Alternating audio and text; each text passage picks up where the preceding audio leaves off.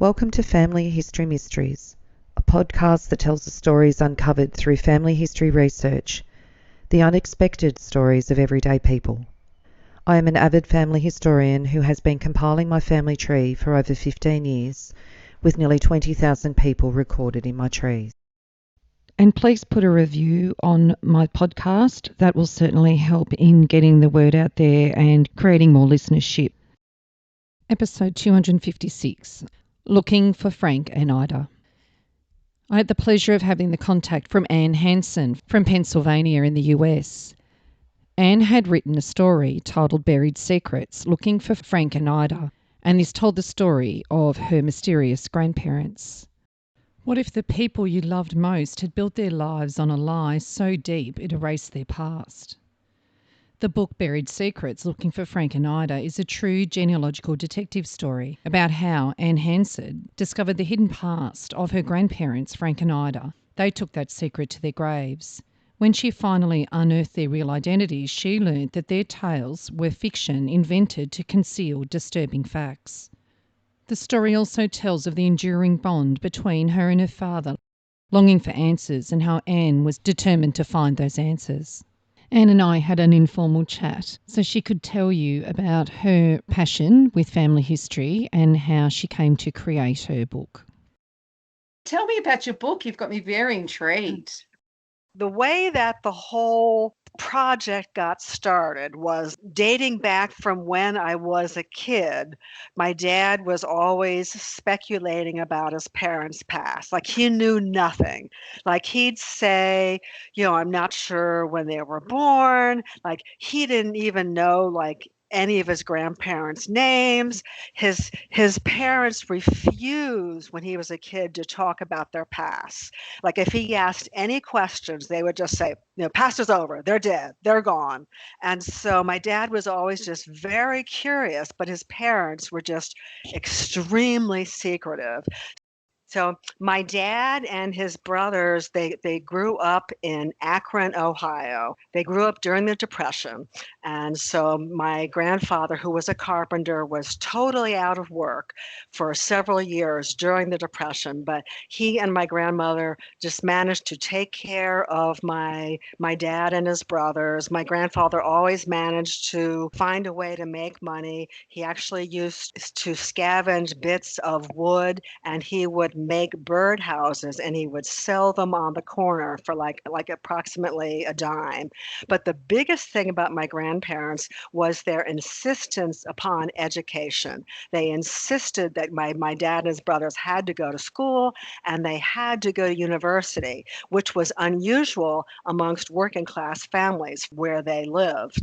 And so my dad and his brothers all went to university. They all four boys went to college and to graduate school. The other thing that I'm very happy about is I gave my dad answers he had longed for his entire life. Like my dad was sort of a sensitive, thoughtful child, and he always knew that something was off, something was wrong. Like the neighborhood they lived in, there was actually a lot of Italian families in the neighborhood, and all the kids he played with had lots of family, like aunts, uncles, grandparents, cousins. So my dad always wondered why he didn't have anything. My dad always knew there was something off about his parents, but he didn't know what it was. He still was curious about it. So when my sisters and I got to be old enough, I was in my teens, my sisters were in their early 20s, he started, asking us to do the research.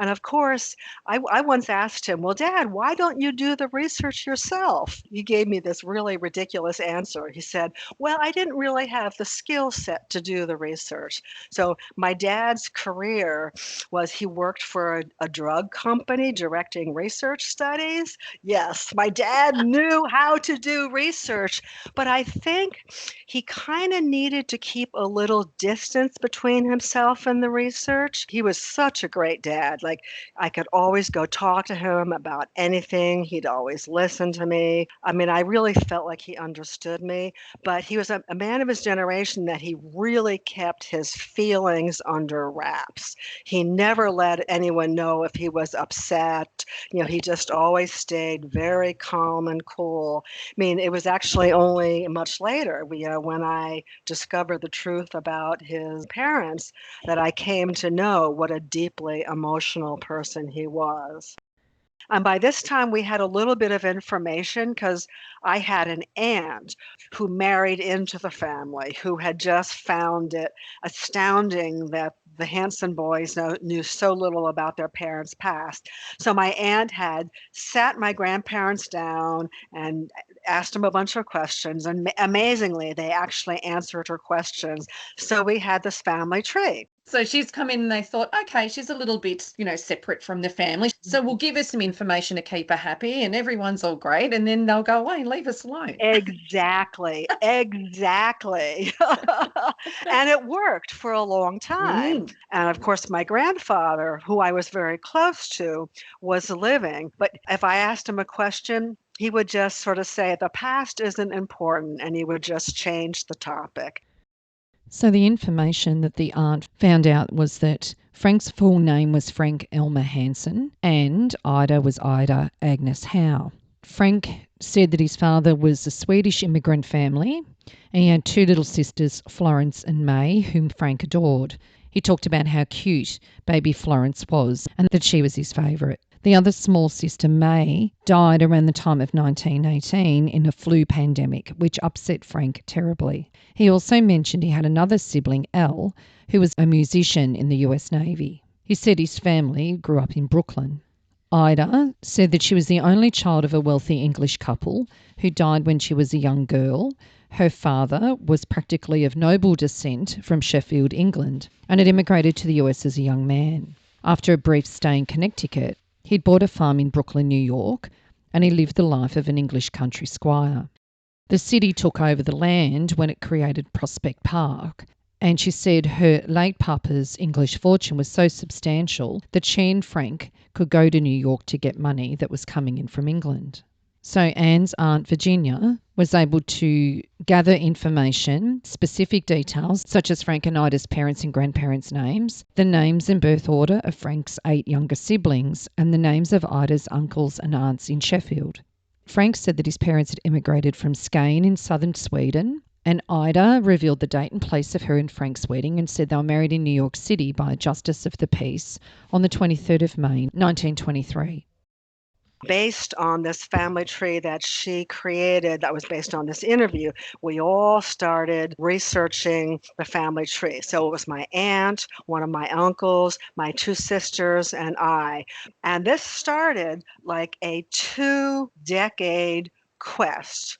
We researched every source you could imagine, census records, city directories, land records, court records, etc., everything. So my grandparents claimed to be from New York City, and my grandfather said his last name was Hanson. So sometime in the early 1980s, my sister, who was living in New York City at the time, went to the big main library and got all the phone books for the entire state of New York and made a copy of all of the pages of Hanson's and mailed these pages to my uncle. My uncle sent a form letter to every single Hanson in those phone books, giving the outlines of information that we had about my grandfather's family, and giving them a little checkbox. Yes, a connection may exist, or no, a family does not exist. And some of these Hansons actually responded to him. They all checked, no, a connection does not exist. And one of them said, sorry, I couldn't help. Best of luck to you. Oh, wow. Well, my uncle worked so hard, but he was looking for people who did not exist. My grandparents had this box of photographs that actually nobody had seen for 50 years. My uncle had it in his attic or his basement for years. And then, actually, sadly, my uncle died, and my aunt sent my dad the box of photos. And then he was too depressed to look at the photos. And so it took me 2 years to get the photos from him. But anyway, this box had their photo collection from their entire lives that nobody had seen in 50 years. There was a bunch of photos from the 1950s when my grandparents used to do road trips. They used to roam around graveyards and take pictures. And of course, genealogists do that, but like regular people don't. True, Right? true. Regular people don't do that. And most of the gravestones, you couldn't see any writing on them, but there was one grave in particular that I could just make out a name. It was sort of this crooked picture of the grave. It almost looked like it was an accident that they hadn't bothered to discard. And the name was not the name my grandparents said was in their family tree. It was an entirely new name. So I had a real last name because it's on a gravestone, and I had a date of death. So with that, I was able to go into the US Census online. So I researched like a crazy woman, like more, but now I was actually researching real people. Oh, and the other thing is my grandparents had always claimed that they were from New York City. And they said, oh, the reason you can't find anything in the records is because, records were kept very badly in New York City. It's kind of a big, crazy city. So the name was not the name my grandparents gave, and they were not from New York City. So once I got this one real name and real date, research involved calling people out of the blue. Like I would get a lead and I would just call somebody up. This name and this grave only gave one side of the family. It gave me my grandmother's side of the family. My grandfather's side was actually a whole separate body of research that I had to do a lot of work to put together. So it was still a lot of work. And you know what research is like. I mean, you use every source there is. And I used every source there is. I mean, particularly useful in this was probate records, divorce records. I used maps, you name it, I used it. You wouldn't have even known whether this person was even connected. Yeah, exactly. Yeah, because again, the picture kind of looked like it was a bit of an accident. And back in Mm. the old days of film cameras, because this is the 1950s, sometimes you would just take a picture and it wasn't what you meant to take, but you just don't bother to throw it away. When I first saw this little picture with the name, I wasn't even necessarily thinking that it was an ancestor of mine. I Mm. was just thinking, okay, if I can just figure out where this graveyard is, that'll just give me something to go on. But as it turned out, the name actually was an ancestor. And as it turned out, it was very meaningful. I call it sideways research. You're doing something, you just go a little bit sideways, and Yeah, then all of a sudden that helps you connect things. You just can't believe your luck that sometimes you yeah. go that direction and it does end up working out. And I think like in research, you just have to research every single area and you don't know which ones are going to pan out. Like a lot of times when I was researching my grandparents' real families, I mean, there was still a lot of obstacles and things to overcome. If I had a document, I would just look at everything in the document, but I would just track down every single little possible lead. And yet you never know when you're going to find something useful or meaningful or something like huge and unexpected. Even like school records. There was one case where old school records ended up giving me a huge piece of really valuable information. One of the most rewarding aspects of this experience was did like a million more genealogical interviews with my dad, and also just long conversations about all kinds of things related to his childhood and his parents. So, I felt like I got to know my dad on a whole different level. And I also traveled with him into his past because the two brothers that he was closest to both died very suddenly in the year 2000, and it was very painful for him. And they were the ones who had shared his memories, and now they were gone.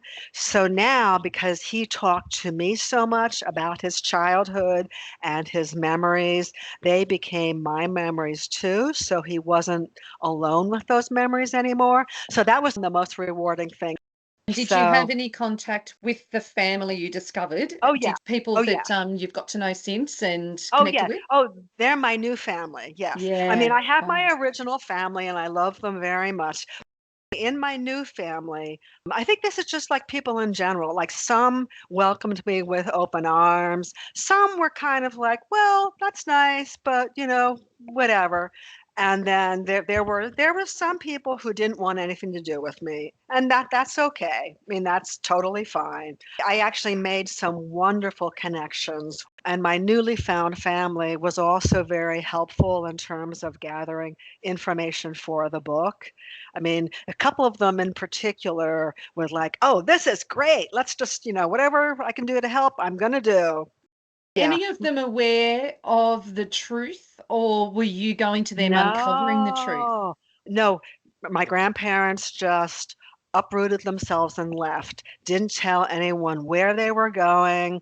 They didn't tell anybody that they were going, where they were going. So it was actually exceedingly painful for the families that they left behind. So no, nobody knew anything about what happened with my grandfather and my grandmother. So when I came to them, they had no idea who I was. They had no idea where my grandparents had gone. So this was all totally out of the blue for them. Yeah, they had absolutely no idea. And one of my new relatives in particular, one of my cousins, Jean, she had grown up in this sort of extended family. She had heard lots of stories about her missing Uncle Frank. Now, my grandfather was Frank. So she had grown up hearing stories Mm. about him. And her mother had really missed Frank, my grandfather, and had been so sad that he left. So she had sort of internalized this sort of like longing for her Uncle Frank. So when I found her, she was just so happy. So yeah. Mm. Oh, she was wonderful. She unfortunately is no longer with us, but yeah, for 7 years we were just such a part of each other's lives. It was truly a gift. It was wonderful. Oh, wow. So you had a lot Yeah. of newfound relatives that would have devoured that book. Yes. Oh, I had a lot of newfound relatives, and many of them have read the book. And I always said I wanted to find the truth. I've done a lot of presentations, and typically I'll always get a comment from somebody in the audience saying, we had a huge secret in my family. My uncle did this, or I never knew my grandfather. But in the 20th century, people did keep secrets. Every single presentation I do, somebody says, well, you know what? We had a deep, dark secret in my family too. I think it was human nature to just want to, cover up like the difficult things from the past.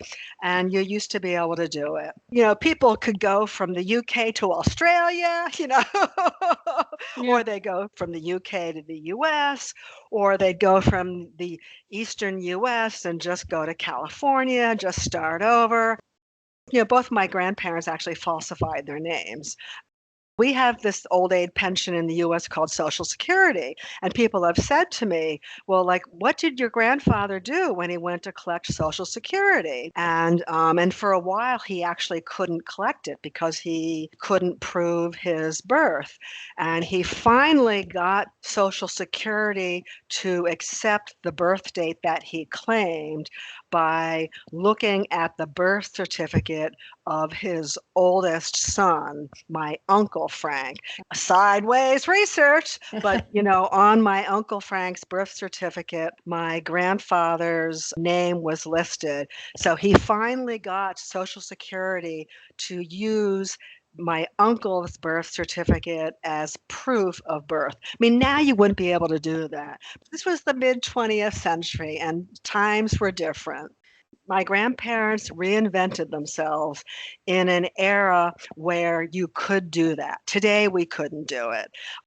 I did the bulk of my research before genetic genealogy was available. I mean, I think if I was doing the same research now, genetic genealogy in some cases might have sped up the process of finding the truth. But I don't think it would have replaced all of the research I did with primary sources, because genetic genealogy, it doesn't tell you anything about the why and the how and the emotions behind human behavior. So to fill out that story, you still need to use primary sources to fill in all of those gaps that you just can't get with DNA and genetic genealogy.